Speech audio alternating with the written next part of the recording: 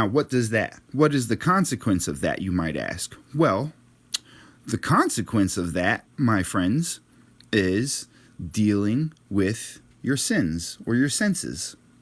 What happens is now they have a feeling of pride, right? Now that feeling of pride that everybody has in the church that pours over, oh, I'm saved, I'm going to heaven, and you're going to hell, and you're of the devil, and I'm of Jesus, and all that does is activate your endocrine system.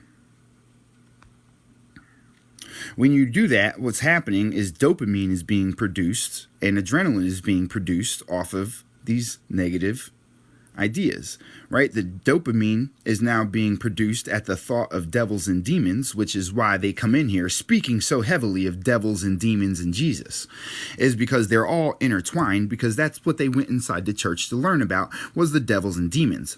And so what you're actually getting is your sin of pride. Now, why is pride, lust, wrath, sloth, greed, envy, why are all of these things called sins in the first place? It's because these things activate your endocrine system, right?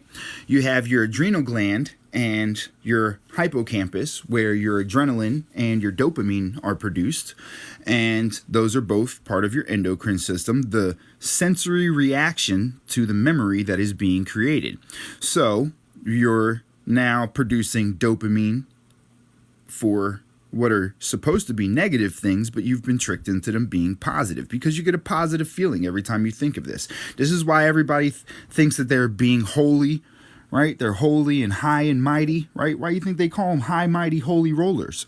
Because they're getting high by feeling mighty off of the holy things that they learned in the church, which is why they feel so energetic every time they start calling you a devil and speaking about Jesus and the Lord and da-da-da-da-da-da. That's because the dopamine is being produced in their mind. So they can't even help themselves because they're straight addicts. You see how unruly they are?